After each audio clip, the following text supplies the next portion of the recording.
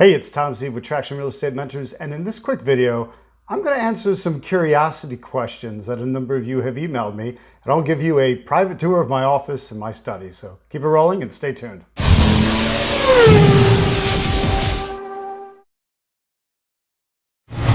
Since we've all been working from home lately, and since I think a lot of people get a little voyeuristic and curious about what people's spaces look like, I'll tell you what, we'll do what in Hollywood, I guess they would call it breaking the fourth wall. That's where you grab the camera and you turn around and kind of show what's happening. So I'll give you a little brief tour of my studio, my study, the office space. And if you notice, I have ridiculously bright studio lights rolling at the minute.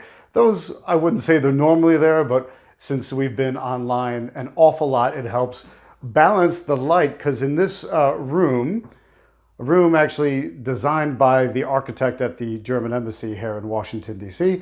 It's an awful lot of glass, and it goes down kind of Frank Lloyd Wright style with a lot of glass, which is fantastic. I love it because I get to see the outside a lot. The one issue is you can get, when you're filming, you can get various sun levels and lighting issues that come throughout the day. So these studio lights help me stabilize it for all the Zooms that we do lately. So you'll see kind of quickly behind me, the desk that I sit at, little messy at the moment, as my desk tends to be, but it's a room full of an enormous amount of wood. So it's a metal desk with, it's a glass top, but it's got metal beams, because I said I like the mix of materials as we go. So coming over here, what else do we have? A sliding door that goes to the rest of the house.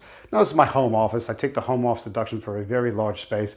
I tend to call it the study. I guess maybe either be snooty, or maybe that sounds like the Clue board game. Remember, what was it? It was Captain Mustard in the study with the candlestick, or something like, whatever. Just something I do to tease my wife and kids about. There is an entire section of cabinetry that is built here. Now, if I step back for a second, this entire set of cabinetry was here when I bought the house, but it was, if I can find a photo, I'll pop it in the video. It was very antiquated looking, very 1980s. It was a very light wooden material, and it generally housed a giant TV, giant speakers, a turntable, a giant CD player, an enormous amount of music, because it was the music room of the people that I had bought the property from. And of course, it was a good deal at the time.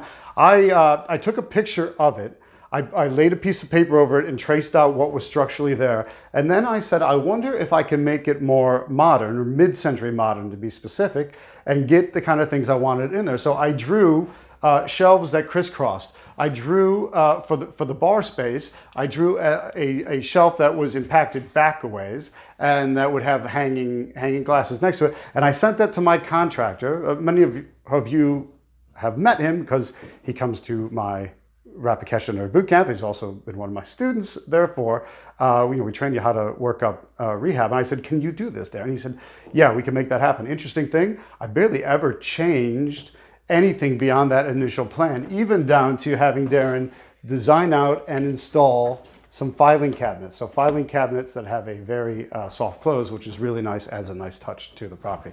Now, some of you ask about some of the various relics around. I won't go through every single one, but there are a couple things that mean a lot to me. And they're kind of Tom ZEEB'S heirlooms and things that I've collected over the years, and I enjoy it. The first off is a globe. Now, I love maps, I love globes. You see there's kind of quite a bit of maps and atlases. I've always been obsessed with maps since a child. Find it, to me, it's like the essence of adventure, to look at a map and think about where is it that you want to go, how are you going to get there, what's that journey going to be like, and all that. So I find that very interesting and exciting. Well, this particular globe was my father's when he was a kid, and my grandmother gave it to me before she passed away, since it had been my father's. And you can see it's really badly damaged. So I think it sat in the attic for many years after my father had moved out of his parents' house and took on the sunshine, and this side of it got ruined. But it's got a delightful kind of old school feel, and I've been trying to date it, and I think I've got it down to 1954, I think. And that was, when you look at things like, you won't recognize the boundaries in Africa, because they're basically the old colonial boundaries. There's a number of things that are labeled differently. For example, there is no, it's West Pakistan, and there is no Bangladesh. That's a dating, right? You can kind of figure out the date as well. And I think the thing that makes me lock it down to a particular date are the Philippines. The Philippines are labeled as the Philippine Islands. And that's what they used to call themselves, and they changed around the 50s. So it's pretty cool. I always enjoy that globe, and it's nice that way. You know, having a good family heirloom, you probably have heirlooms like that. Maybe you'll want to pass them down through the generations. I'm sure I'll give that to one of my boys eventually.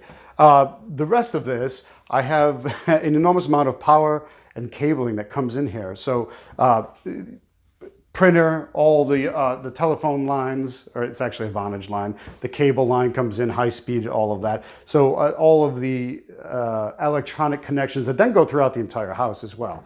There is a small powder room in here, a half bathroom, and I show this to you. I know it's a little odd being in the bathroom, but that toilet is famous in some ways because some of you have heard me talk about it before, having a square toilet. It's a square German imported toilet that I just had to have because I thought it fit really nicely in here. This is a nice small room, and then to match the squareness of that toilet, really solid square sink on a beautiful piece of curly maple that just has I don't know if you can see if we can see some of the you see some of the texture. It has a beautiful piece of wood. Anyway, for those of you that like rehabbing and design, a lot of nice little things going on in there. Let me kill that light now. And it's got a pocket door to save even more space and make it super convenient. Now we come over to the bar, which I used for obvious purposes, kind of fun.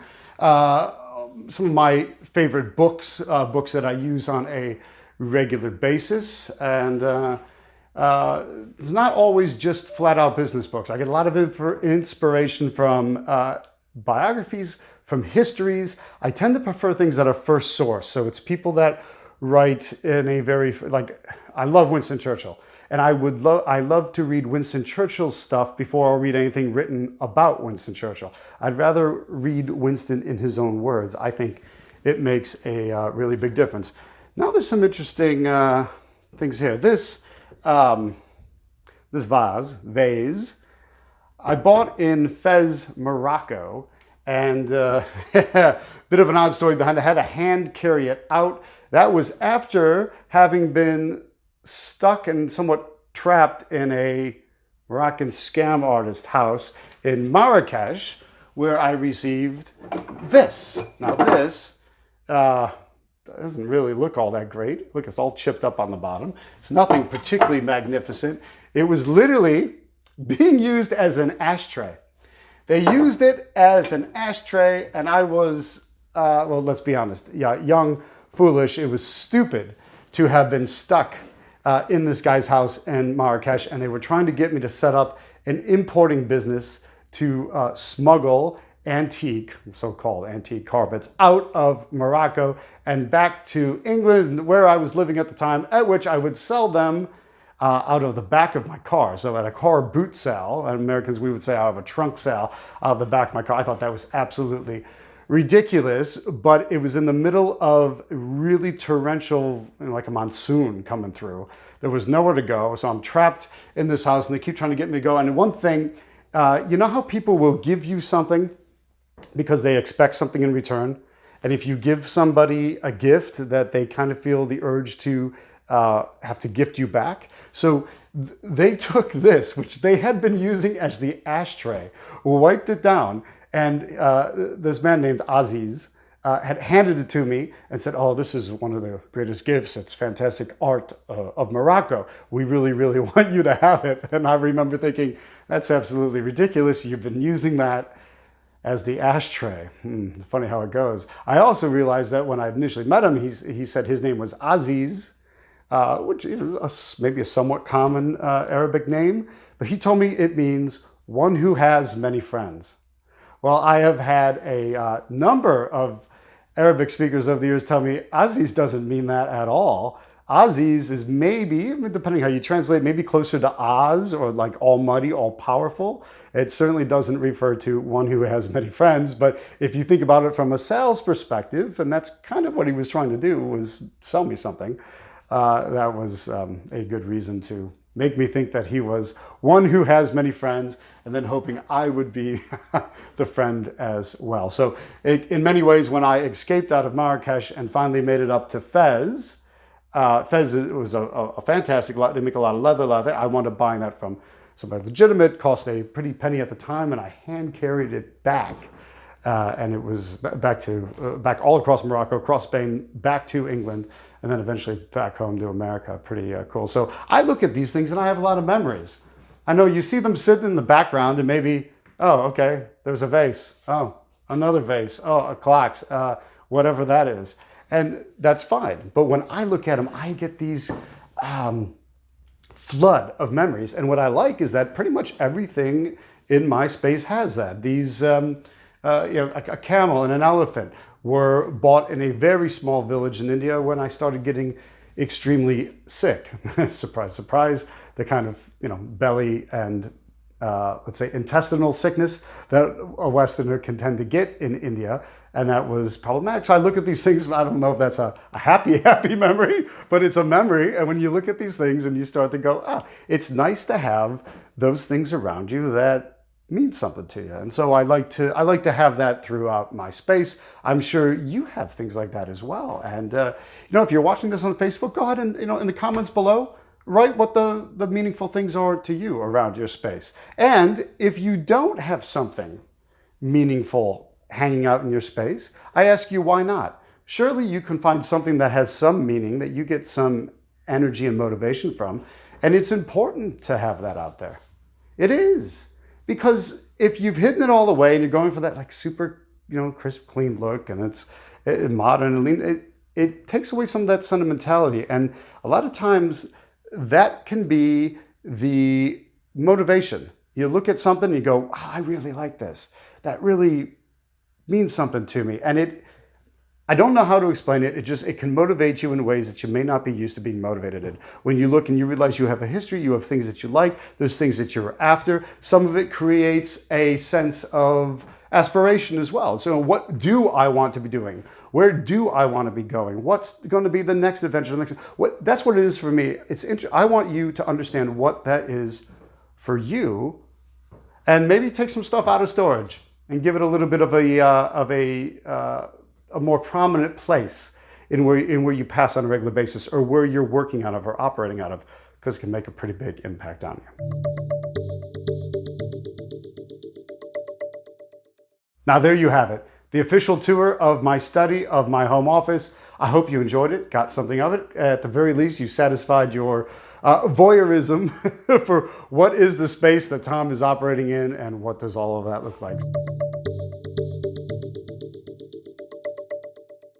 From my home office studio, it's Tom Zeeb with Traction Real Estate Mentors, signing off.